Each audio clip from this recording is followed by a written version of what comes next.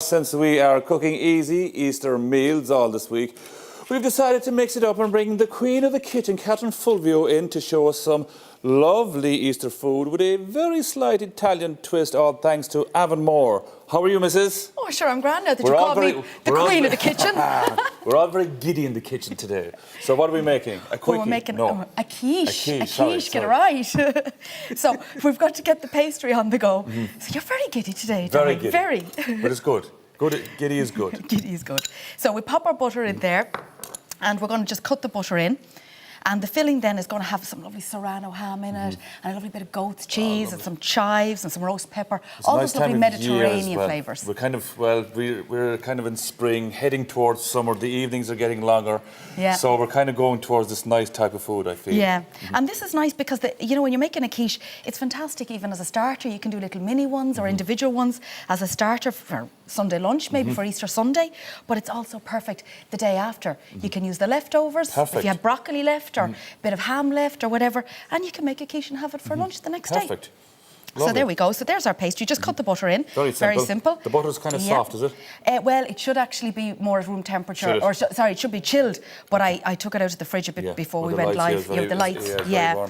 So it's rubbed in quickly. Bit of parmesan goes in. There's your Italian twist. Your little bit of oregano. Because I always think if you're making pastry, why not make a flavour pastry? Yeah, that's true too. Do you know what I mean? Give it a bit of oomph. I think we were for so long we were making probably the soda bread and we were keeping it straightforward. And now I think in the last few years we've learned to throw other stuff into it as well. Yeah, exactly, exactly. Now, we pop our egg in here. So that's just the egg yolk and a little bit of water.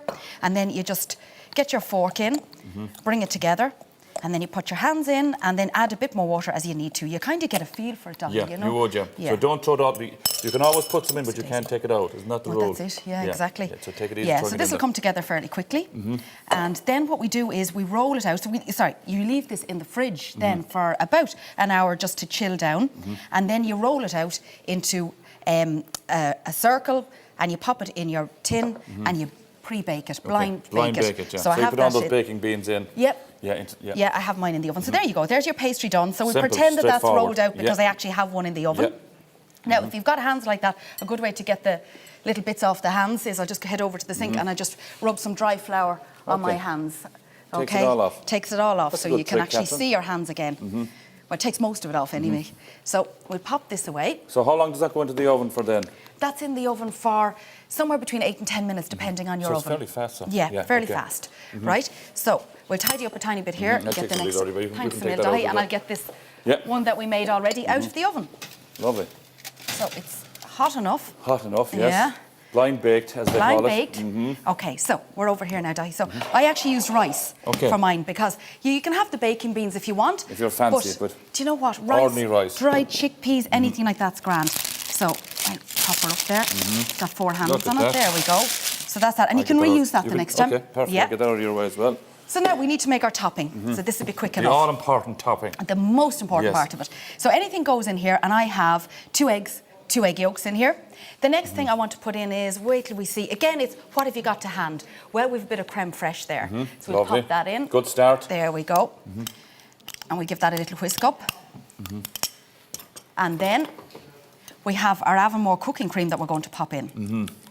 And the reason we're using the Avonmore Cooking Cream is it's really good for holding its own. You know when you're actually cooking with cream? Yeah. Sometimes it can split. It can be temperamental, I think. It can be very temperamental. And once you start adding in things like lemon juice, if you're making, like tomorrow's Good Friday, if you're adding in a sauce, or lemon juice into a sauce to go with your fish, if you leave it simmering too long, you take your eye off of it, maybe it'll split on you. The cooking cream is really stable for jobs like that. Perfect. And the bonus is 50% less fat. Lovely. We could all, I won't say we all could, but I could certainly do with 50% less fat in anything. I don't think any of us will object now, to be honest. Nobody objects to anything that's lower in fat.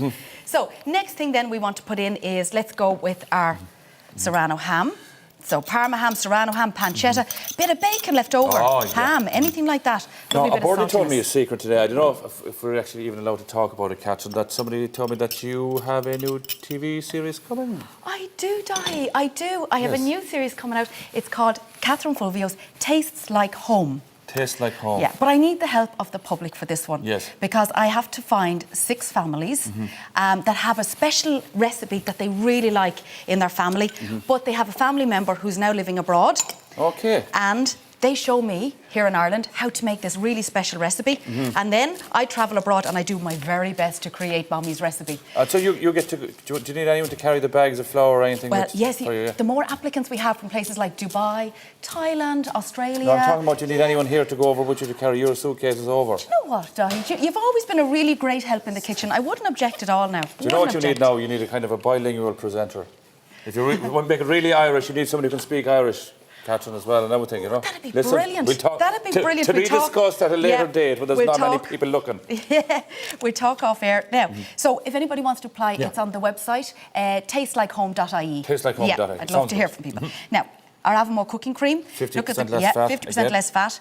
And you know, Dahi, this is brilliant for lasagnas. It's 150 mils I'm putting in. So you can see, it's great. It's got a pouring lip on it and everything, so you can kind of... Cool. Yeah, and you can take a good idea of the measurement because it's 250 mils in the container. So 3/4. Yeah, so I use this for, as I say, lasagnas. I use it for, pasta sauces. The kids love it for pasta sauce. You know, making a quick sauce with some chicken and a little bit of mixed pepper. So now, we're nearly good to go on this. Yeah, ready to go, So this goes in here like so.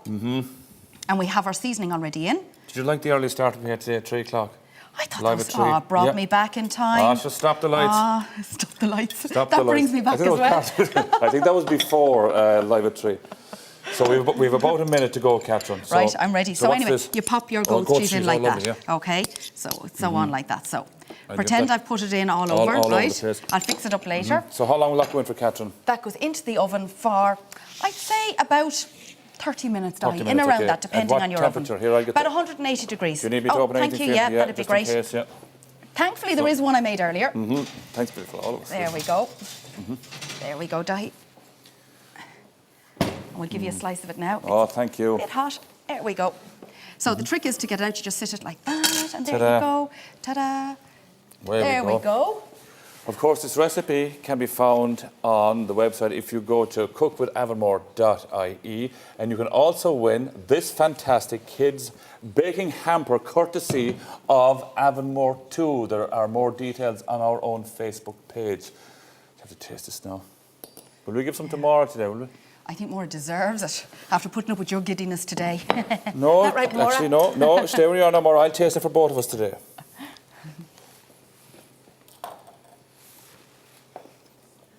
I love that. That's really, really nice, Catherine. It's beautiful. And the hit from the goat's cheese is superb as well. Yeah, the little tanginess of the goat's cheese. It's lovely. The cream holds it together beautifully. Catherine, thank you very much, and happy Easter to you and all your family.